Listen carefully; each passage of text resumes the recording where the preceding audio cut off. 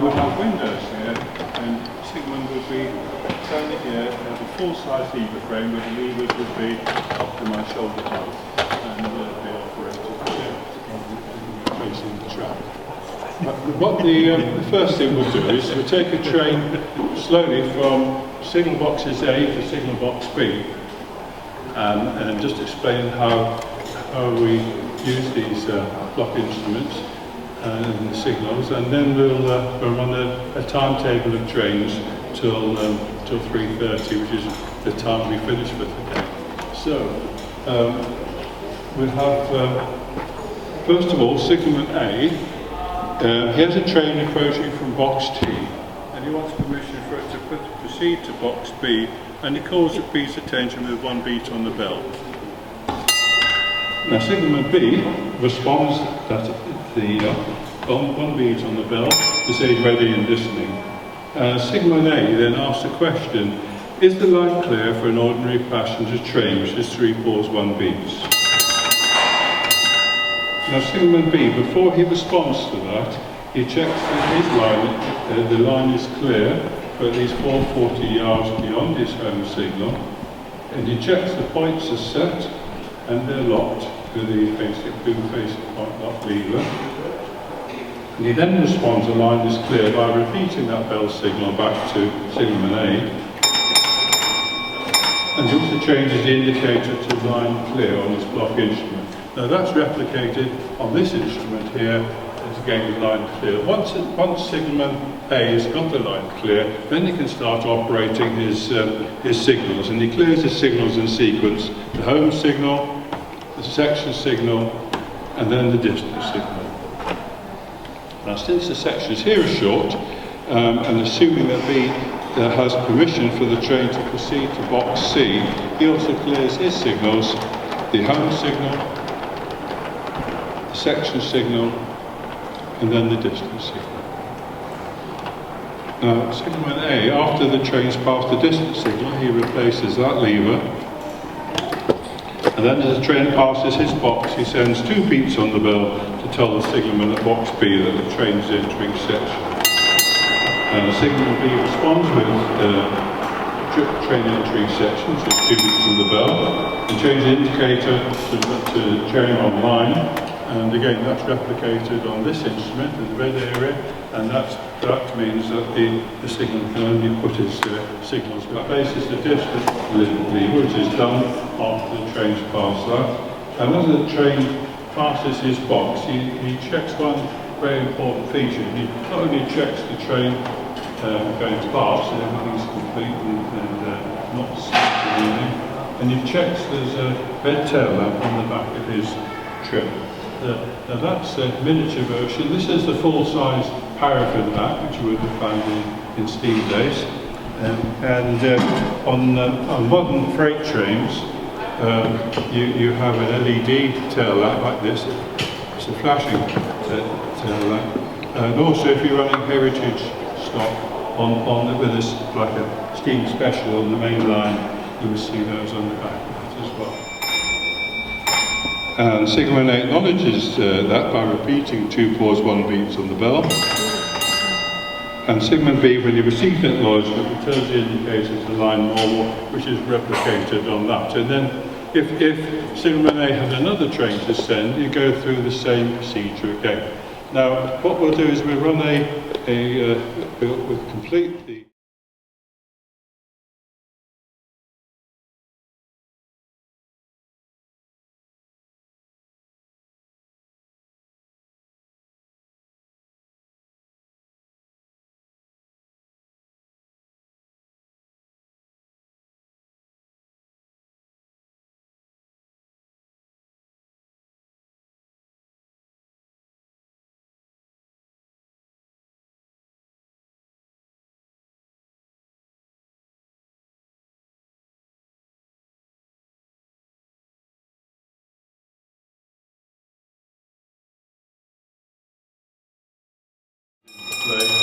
and we'll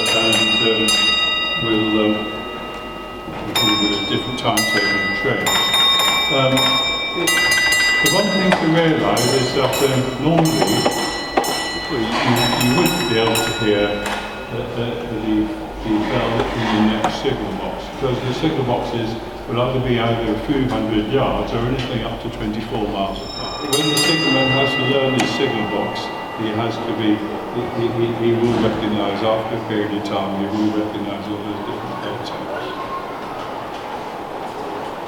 Now this is a Derby lightweight user multiple unit, or DMU, user multiple unit. This was brought in the early 1950s, and it was kind of the bee's knees of modern trains at the time. It's got this cat's whiskers on front and rear, and this replaced the push-pull steam train with one or two carriages. And we've got a push-pull train in the station, which will be following the metro car route shortly. The push-pull train was used on parts lines which didn't have a turntable or didn't have a one rail at the far end. You have a driving compartment at the end. The reason they've got it on this layout is that one of our volunteers was giving a subcontractor to London Underground some advice on a new layout they decided to build for a new fleet of these underground trains. And I think this is called the S-stop. So as part of the layout they chose was gauge 1 like of this railway, and they built a batch of 25 or 26 of these metro cars. And for the help we gave them, they donated one of their trains to us, which is very useful. It's the only train we've got with a built-in tail lamp. All modern trains have a built-in tail lamp. It represents that, and also it fits nicely into the one side of the platform there, so we can demonstrate permissive working in the station area. Very often on railway stations,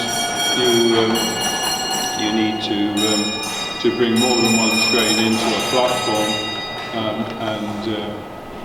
and just be slight bit of a hiccup on this signal possibly. Now Rob's come up. Oh, it's come off.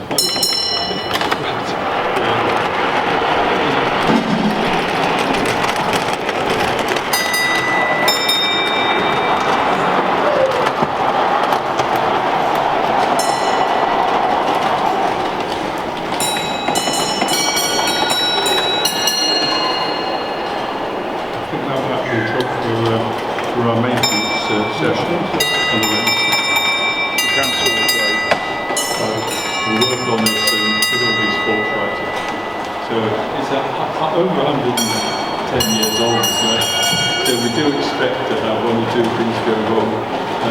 But being mechanical, we can just about make anything on it to repair it. I think the proof's in the pudding.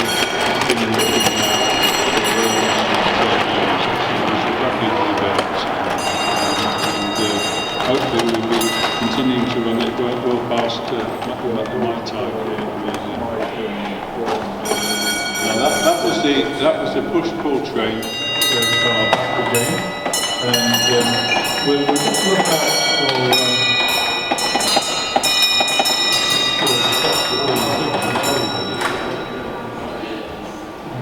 We'll just look out for going back into the terminal station, because that's where we're using a different calling on signal to tell the train driver that there's a train already in the platform and to take here. So rather than using this signal to send them into this platform, we use a small calling on signal.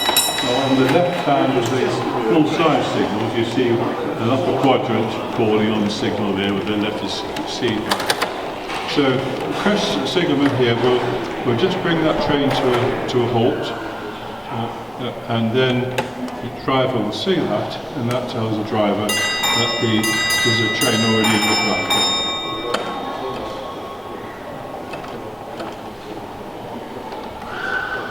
I think we've got time. If you've got time to run bring the diesel multiple unit out again and run that round the outside. Now we're going to run this as a stopping passenger train, which is the bell code is 3-1 for that one. All of these lever frames are interlocked, and we can only operate the levers in the correct sequence. And the locking built into the frame prevents us from operating them in the wrong order. So you see the trains from the station come out across the crossover there, back onto the down line to run around the layout. So these were introduced in the 1950s, a Derby lightweight diesel multiple. This one, they have the built-in lights up front. They will still have the red tail lamp separate to the lighting of the train. We also, in certain conditions, we need the flags, and we have examples of the flags, miniature flags here. And when we're running the freight train out, we have to, the driver not only has to follow the signal, but he has to follow a green flag from the signal box and acknowledge it with a whistle as he comes out. It's a stopping passenger train, and it's a station at the far end that decides to drop a passenger or two off. You notice that there is, for the eagle-eyed ones of you, you notice that there's a red distance signal here. And at the time when this layout was built, there were lots of red signals. In fact, almost all were. But it was deemed that they would, in foggy conditions or misty conditions, it wouldn't be very clear. So they changed the layout to yellow, so we've got a real contrast between the two. They were red distance signals right up till 1950. And I think the last red distance signal can be seen in the flower bed in York Station, in the far entrance on the north side. There's a little flower bed there as you walk into the station, and it's got a red I think it's a fusion. So that's a bit of it. And now I hear that there's a bell code going on, and that's closing the signal boxes. And I think the signalling will soon it goes in the signal boxes. And we'll thank you for your attention today. I hope it's been interesting.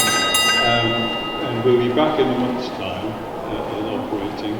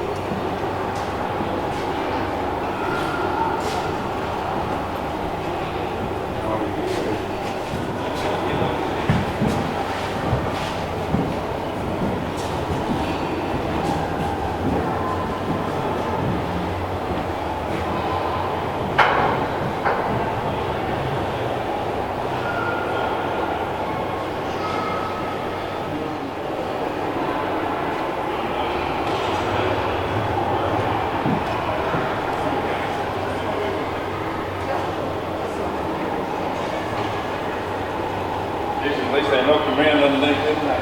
Give him the colours.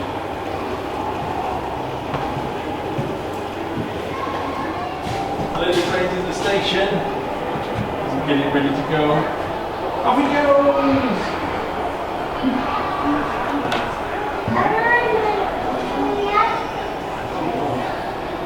Well, we might have been a head start. We might have to follow her. Otherwise, she'll be ringing us again to try and find us.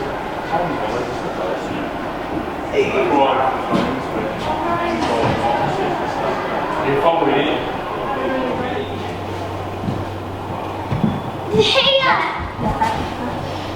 There's two having a race. Come in, look. There's two having a race. They're going to clash. That was a big one. Oh wait. Station. Pretty fast into that station. Oh no, that one. Don't think the passengers will be happy with that stop. My hair is just very far now. It's off. Oh no. He's going back. It's white light. Is he going to go back? He's going to wait. He's kind of feeling into a big small. That big train.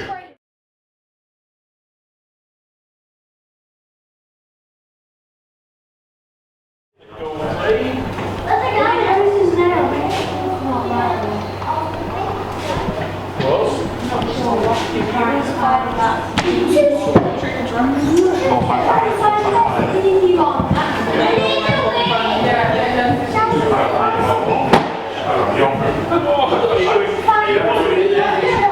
Just going to follow this train.